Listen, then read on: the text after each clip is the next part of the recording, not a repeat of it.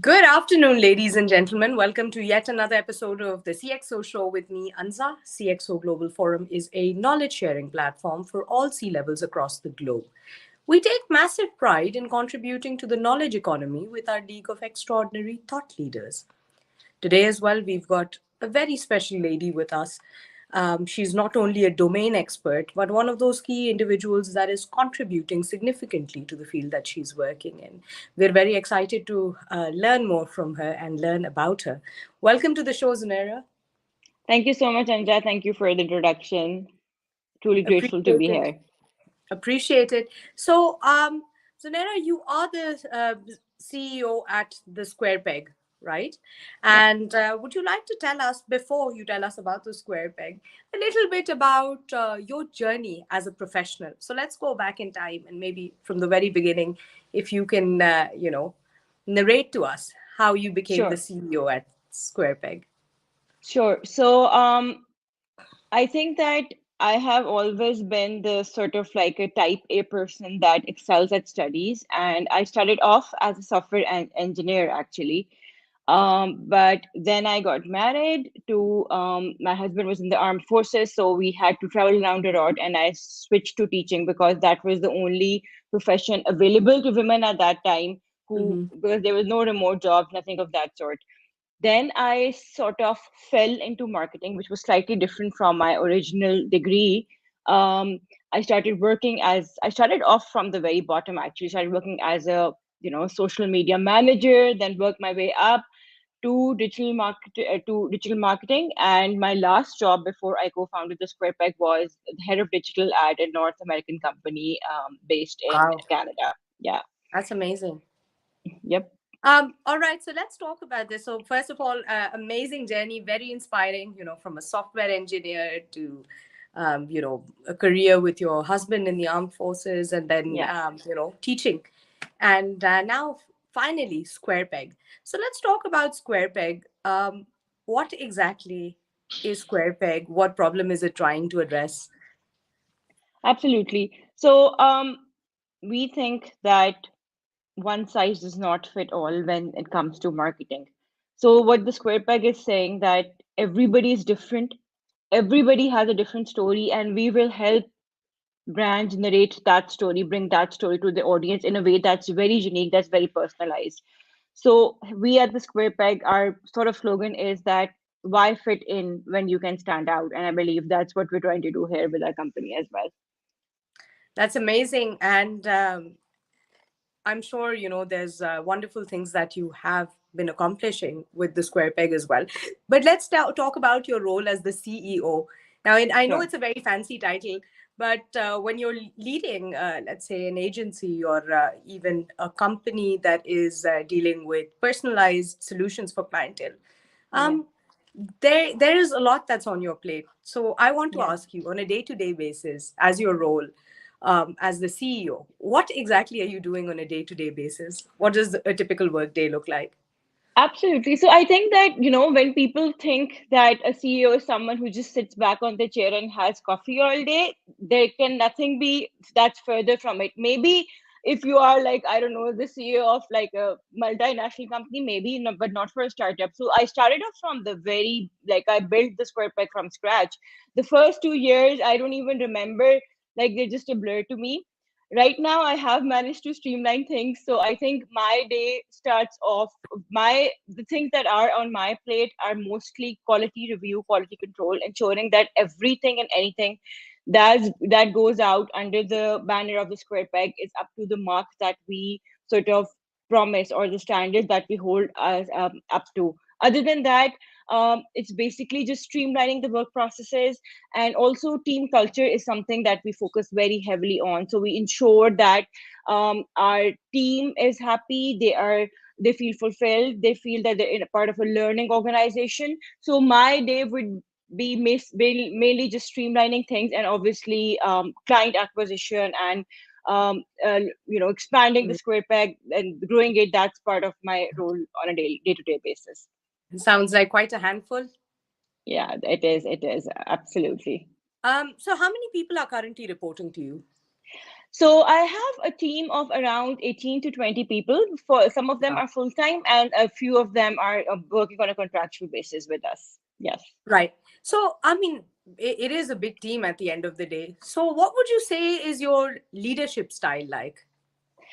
So that's very interesting. We actually had an activity where we sort of discussed the four leadership styles, and I thought that mine was a mix of laissez-faire and pardon me if I'm pronouncing incorrectly. It's French, and I'm not French, and Uh, also it's democratic. And then mhm. we took out that we took a test as well to see whether what we thought we sort of aligned with that. So it yes, I think it's mine is a very democratic style of leadership where I take feedback. So, you've heard about Kaizen and the way Yeah, Kaizen, Japanese sort of run their continuous companies. So that's what improvement. that's what we're trying to do here as well. We have a feedback loop, and every decision that I make, I take my team on board and ensure that they're as invested in the decision as myself. So, it's a very, very, very, and I understand it's because it's a small company. As you grow, you can't maybe have the same level of interaction, but it's a very interactive input from everyone, and then we move ahead. So I'd say democratic is my leadership style. I'm trying to move Brilliant. towards transformational now, though. Brilliant. We wish you all the best for that. Um, Thank you. so let's talk about this. I'm sure a lot of young professionals and mid-career professionals work with you. After the advent of Chat GPT-3 and Yeah. all the AI advancements that we've seen Yes. in the past year or two, a lot of young professionals, especially those working in marketing, copywriting, advertising, are very concerned about their job security or their future. Yeah. What are some of the skills or perhaps advice that you would give to these young professionals, mid career professionals of today, to ensure that they are future ready? I think that AI is the future. There is no denying that. So we, instead of viewing it as a threat, we need to review it as an aid to the work that we're already doing. So I would rather say that, divide your tasks into routine and non-routine and creative, and outsource those routine tasks to the AI, right? Why would you want to write minutes of the meeting, or why would you want to write summaries of or even a task as mundane as writing the timestamps for a YouTube video? All Yeah. of that the AI can do in less than the time that you take, right? So instead of viewing it as a threat, view it as an aid to your creativity. Outsource all the routine tasks, give them those tasks to the AI, and then just focus on a task that require your creativity, because it's not like it's going to take over your job. It's just going to make your job easier and change the nature of your job. That's what people need to understand. So the skill that they would require was is to actually understand what where they bring value, what is something that they need to keep on doing, and what is something that needs to be outsourced to the AI or the tools that they have at their disposal. Right, absolutely. Very pertinent advice. Now, um, I was reading this study in the Harvard Business Review. It was very recent, and they said that the Gen Z of today, uh, when we're setting their bio personas or looking into even coming up with a digital marketing strategy, it is very Yeah. important to note that this generation, they only like getting into business transactions, into business deals with people that they know, like, and trust. Meaning, you Yeah. can no longer put celebrities on the ads, and I think the audiences are more likely to relate to influencers. What is your comment and take on that? I think Gen Z, I can comment on Gen Z as part of my team and Gen Z as a target audience. So you Mhm. are right in that regard that Gen Z is much more astute because they have been exposed to a lot of information very early on. So they're very cynical in that regard. Like they can make sense, this person is genuine and this person is just getting me to buy things. So Yeah. I think that um, as far as that is concerned, and that's always the case, that whatever content that you're putting out needs to come from the heart, right? You can't write content because you want to target a certain audience. Your content should bring value, and when Gen Z realizes that if it's an influencer, if that influencer is actually bringing value and not just trying to sell you things, they will relate to that. So you need to be very careful in identifying and developing content that is not taking them from a ride, that is actually providing the value, because they are not impressed by the bells and whistles. They can dig down straight away and see whether we provide them value or not. And speaking about Gen Z as a team, again, I think the same concept applies. They are very antsy. They are not worried about job security because Yeah. they know, they're more worried about, what am I getting out of this job, right? What is the learning situation? Am I growing? What is happening here? And their growth is not only tied to revenue, but also in terms of learning. So as an employer, Actualization. so as an employer, my job is to ensure that in they have a learning environment where they feel valued, where they feel flourished, and where they think their ideas are being valued, and they are also growing as a person, as well as an employee. Right. That's brilliant. But here's another, pain point that I hear a lot from the SMEs and the startups. Now, Yeah, ever since COVID hit us, we've seen a surge in digital transformation yeah, in a lot of businesses. Even when they didn't want to, they had to go digital, absolutely. and that makes one concerned. And there's this narrative that's going around that like the FMCG sector, the MNCs, they can afford all the fancy agencies like the IAL Sachis and Yeah. the likes of it. But for startups, for the SME sector, it's often very difficult to sort of dedicate those kind of resources to digital and having a digital presence, and they feel like they don't have a level playing field. Do you have a solution or perhaps some advice for those startup So I founders? think that your question is that if you can't afford an agency, what do you do, right? That's essentially Mhm. what you're asking. So Yeah. I would say that so I think that how we work is that for bigger companies, they already have their own, usually they already have their own internal marketing team. And we sort of supplement their services by providing them, anything that they need extra help with. For smaller companies, we have customized, different customized proposals for them, and we sort of help them. But for people who cannot afford digital marketing at all, I would recommend that there are lots of training courses out there. Dedicate a resource or even a part-time resource to improving your marketing. So I understand that if you can't afford an agency, that's understandable, but marketing is, it's very essential that you switch to digital marketing because of the ROI and the level of reach as compared to traditional marketing. So I would recommend that dedicate one single resource to it. There are lots of YouTube videos. It's not rocket science at the end of the day. At least start off, and then once you reach a stage, then you can sort of partner with an agency and expand your digital footprint that way. Right. Now, you've also been a startup founder, so let me ask you something in that context.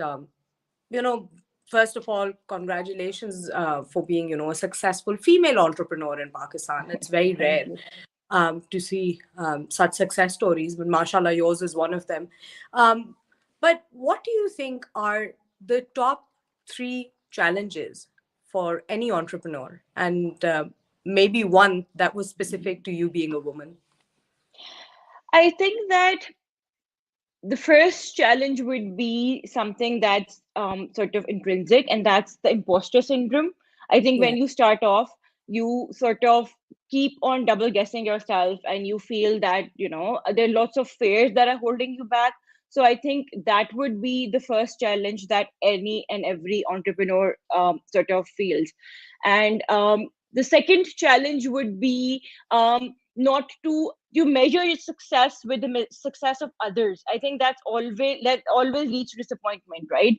Yeah. So yes, I might not have made a mark as XYZ who started off at the same time, but then that's okay, right? You need to measure your success. You need to set up your own benchmarks and not sort of keep on comparing yourself with others, because that then you're opening yourself for disappointment.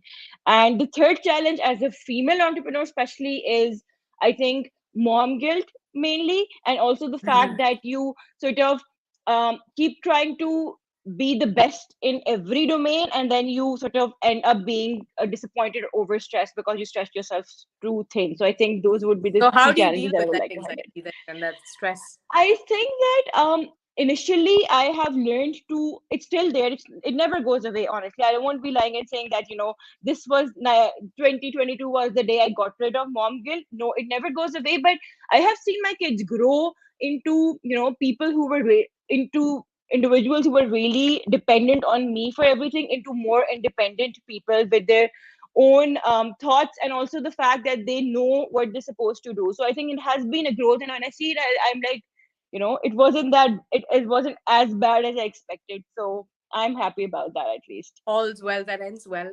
Yes, Right. So let's move a little bit towards your own personal, sure. being, not just the professional chat. What is that one fact about yourself that we cannot gauge from looking at your LinkedIn profile? So, any particular hobby, any social work, any interest? I think my social work, like this impact that we make is very obviously featured on LinkedIn, because that's something that I truly believe in. So my personal life, I like to read, and I started off with classics and books that were considered very intellectually fulfilling, and now I've moved on to reading young adult novels. So I've even read Twilight. So I think that's something Yeah, that nobody would guess as have looking I. at my LinkedIn profile. Yeah, Yeah. I am a Yeah, YA fan now. what was, I think, perhaps that one book that had a significant impact on you, if you'd like to share that with our audiences? I honestly, this is one of the most difficult questions. What is the book? I really like Jane Eyre in the Yeah. classics, because I feel that there was this lady who was born at the time where women were expected to behave a certain way, and she Yeah. comes up and she challenges this person who's sort of multiple social classes above her, and he falls in love with her mind, and that's something Yeah. that I really appreciate, because at the end of the day, that's what matters. What's inside. How you look like, that's immaterial and it passes away. It's just like temporary. So I think that's something I really like that. Very motivational to hear that. Thank you so much, Zunaira, for your time. It's been an honor Thank you, and a privilege. Anza. Same And here. It but was great talking to you. before I let you go, I have one last question to ask you for today's Sure. interview. What do you think is the utility of forums like CxO Global? I think that it's very, a man is not an island. I'm sorry, I'm speaking in cliches at this point in time. What I have experienced is that the reason why I am, and I can only speak for myself, part of this forum, is that I feel it provides me with a credibility as well as a security that I'm part of a credible forum. I don't have to network with people outside of a group, and that makes me feel very comfortable and secure. So the visibility that it provides, the resources that it provides, and also the networking opportunities that it provides to entrepreneurs who might not have enough resources or contacts of their own, I think that's immeasurable and that's invaluable as well. So yeah. Thank you so much for your time. Thank you so much, Anza. Have a great day. Bye. You Bye. too. Bye bye. Ladies and gentlemen, that will be all for today. Please keep us updated with your comments and feedback. We'll see you next time.